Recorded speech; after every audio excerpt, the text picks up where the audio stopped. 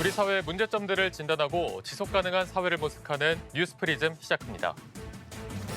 이번 주 뉴스프리즘이 풀어갈 이슈 함께 보시겠습니다.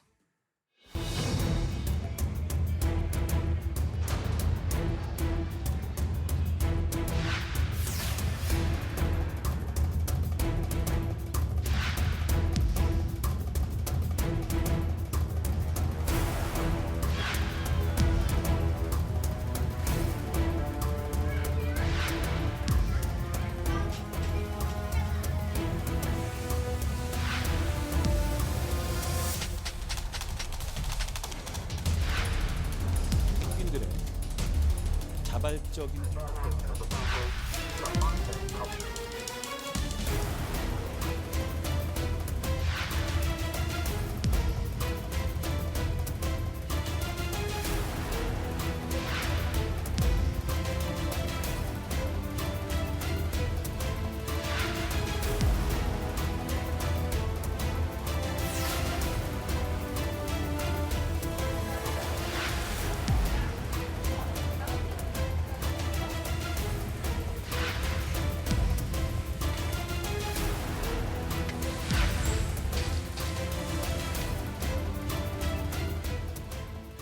경찰의 과잉 대응으로 숨진 북아프리카계 프랑스 소년의 죽음에 항의하는 시위는 폭동으로 이어졌습니다.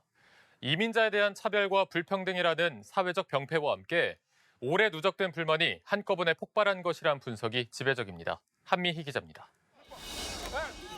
무장한 경찰이 흑인 남성을 거칠게 제압합니다. 신발이 벗겨진 채 끌려간 이 남성은 7년 전 경찰에 구금됐다 숨진 아다마 트라우레의 동생 유수프입니다. 유수프는 형을 추모하는 이날 시위에서 경찰에 맞아 코뼈가 부러지고 머리와 가슴, 복부 등을 다쳤습니다. 교통검문을 피해 달아나던 북아프리카계 10대 소년 나엘이 경찰총에 사망하면서 촉발된 폭동이 잦아든 지 불과 닷새 만에 벌어진 일입니다. 나엘의 죽음에 항의하기 위해 시위에 나선 사람들은 경찰의 대응이 인종차별적 행태라고 주장했습니다. 가난한 동네에 사는 흑인이 아니라 부유한 지역의 젊은 백인 남성이 가벼운 교통법규를 위반했다면 일어나지 않았을 일이라는 겁니다. 2017년 나온 프랑스의 인권감시 보고서에 따르면 아랍이나 아프리카계로 인식되는 젊은 남성들은 신원 확인을 위해 불심 검문을 받은 확률이 다른 사람보다 20배나 높았고 2020년 이후 교통검문 중 사망한 21명 중 대부분이 아랍이나 아프리카계였습니다. 유엔 인권기관도 나엘 사건에 우려를 표하며 이 점을 경고했습니다. This is a moment for the country to seriously address the deep issues of racism and racial discrimination in law enforcement. 하지만 인종차별을 언급하는 것 자체가 그 문제를 악화시킨다고 여기는 것이 프랑스 사회의 지배적인 합의라고 프랑스 사회학자 줄리앙 탈피는 꼬집었습니다. 프랑스를 비롯한 서구 선진국들은 부족한 노동력을 메우기 위해 과거 식민지였던 국가들을 중심으로 이민자를 받아들였습니다. 하지만 이민자 인구가 급격히 늘며 빈부격차와 증오범죄 등 부작용도 커졌고 이민자에 대한 적대감을 등에 업은 극우 세력들이 득세했습니다. 피해자 나엘 가족을 위한 후원금보다 가해 경찰관 가족을 위한 모금액이 4배나 많았던 것은 이런 프랑스 사회의 분열상을 단적으로 보여줬습니다. 난민과 이주민의 가장 포용적이라는 독일 역시 갈등을 겪기는 마찬가지입니다. 2018년 독일 동부 소도시 켐니츠에서는 축제가 벌어지던 거리에서 독일 남성이 흉기에 찔려 사망했는데 용의자의 국적이 밝혀지기 전부터 극우 세력들이 이민자 소행으로 규정하고 정부의 난민 정책을 비난하며 폭력 시위를 벌인 겁니다.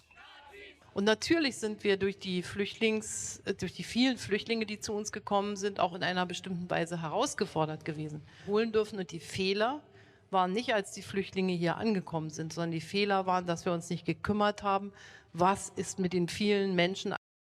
이런 상황 속에서도 8년 전 내전을 피해온 20대 시리아 난민 리안 알셰블이 지난 4월 독일 남부 한 소도시 시장으로 당선되면서 독일은 다시 한번 포용력과 다양성에 대한 지지를 보여줬습니다. 연합뉴스 한미입니다. 이주 노동자는 이제 우리 경제에서 없어서는 안 될 존재입니다. 현장에선 외국인 근로자가 없으면 생산을 접어야 할 정도라고까지 하는데요. 일할 사람은 갈수록 줄고 노령 인구는 계속 늘어나는 상황에서 일정 기간 이주 노동자를 넘어 이민이 불가피한 대안이라는 진단이 나옵니다. 문형민 기자가 취재했습니다.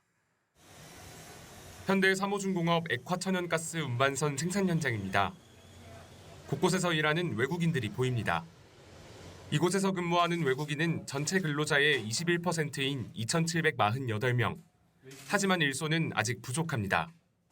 올 연말까지 한 500명 정도의 인력들이 더 필요하기 때문에 좀 외국인들이 코토제 또 어떤 부분에서 잘 풀어질 수 있도록 지금 인력 수급이 가장 제일 중요하다. 외국인 인력을 구하기 힘들어 외국인 근로자들에게 기대는 건 조선업만이 아닙니다. 중소기업, 특히 소규모 제조기업은 외국인 근로자 없이는 생산이 어려울 정도입니다. 외국인 근로자가 주로 일하고 있는 곳은 이제 직원 수 30명 미만의 이제 제조업. 외국인 근로자가 없으면 정말로 많은 수의 중소기업은 생산 활동을 접어야 할 겁니다. 공식적 노동 이민이 없는데도 외국인이 한국 경제의 필수 요소가 된 겁니다. 지난해 기준 취업 자격 국내 체류 외국인은 44만 9,402명으로 1년 새 16.3% 증가했습니다. 체류 기간이 넘었지만 곳곳에서 일하는 미등록 외국인을 더하면 이보다 훨씬 많습니다. 이렇게 외국인 근로자 유입이 빠르게 확대되는 가장 큰 이유는 인구 감소입니다. 공백이 생겼을 때 내국인이 그걸 해결할 수 없는 그런 부분이나 숙련 내지는 기능을 가진 그런 분들 같은 경우에는 결국 외국인으로 채울 수밖에 없는. 지난해 우리나라의 합계 출산율은 0.78명으로 10년 새 40%나 급감했습니다. 이런 흐름이 이어진다면 2050년 우리나라 인구수는 4,577만 명까지 감소할 전망입니다.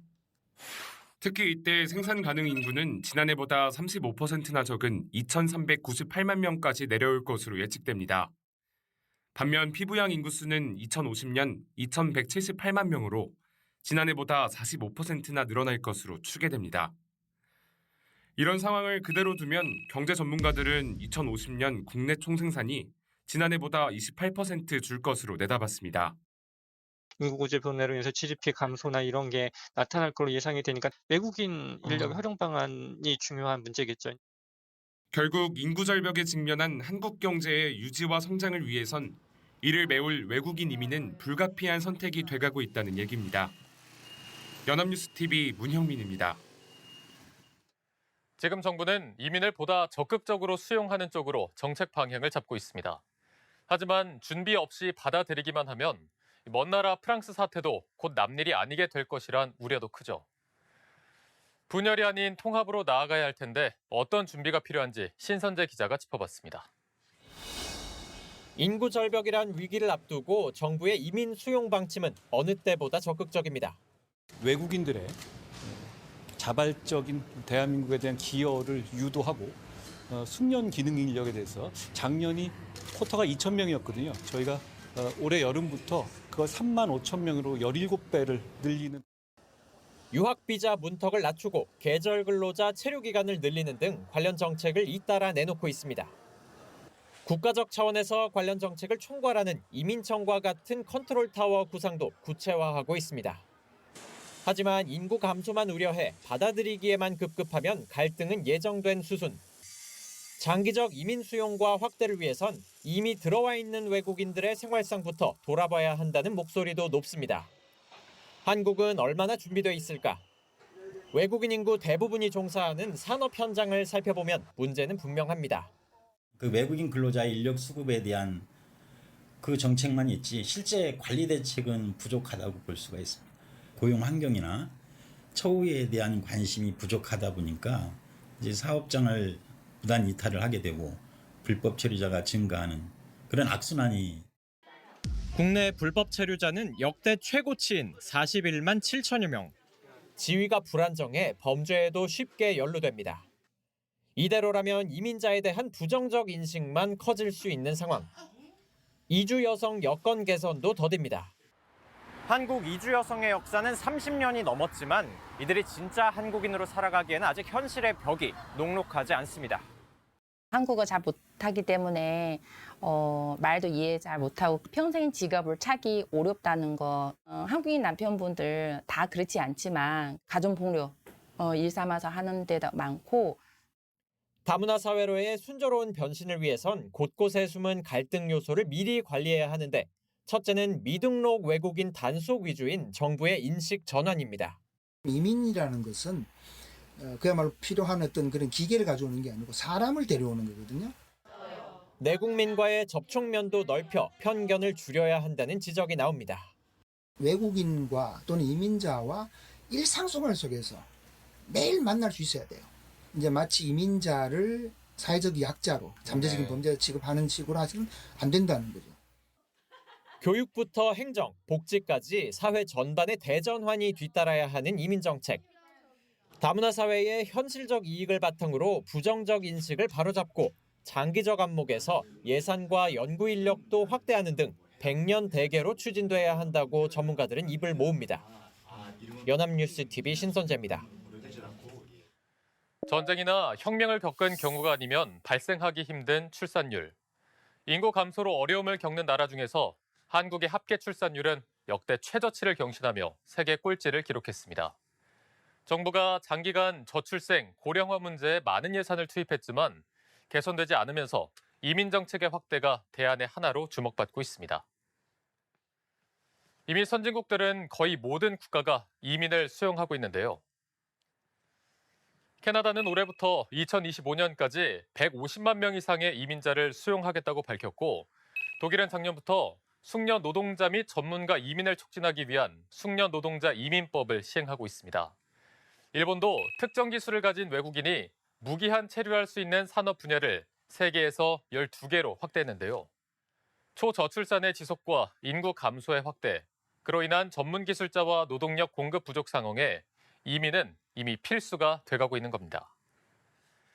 하지만 앞서 리포트에서 보신 프랑스 폭동 사태와 같이 이민 정책에도 역풍이 존재합니다. 특히 우리나라는 단일 민족, 단일 문화 특성상 타 문화권을 받아들이기 쉽지 않습니다. 그래서인지 이주민 10명 중 7명은 한국에서 인종차별을 경험했다고 합니다. 만약 이민이 본격적으로 활성화가 된다면 새로운 문제에 직면할 것이고 사회적 갈등은 지금보다 더 커질 수밖에 없을 겁니다. 선진국 중에서 이민 정책에 성공했다고 단언할 수 있는 나라는 없습니다. 하지만 이민을 받아들이지 않는 나라 또한 없습니다. 이민 정책 문제로 진퇴양난에 빠진 우리나라가 선택하고 가야 할 길은 과연 어딜까요? 이번 주 뉴스 프리즘은 여기까지입니다. 시청해주신 여러분 고맙습니다.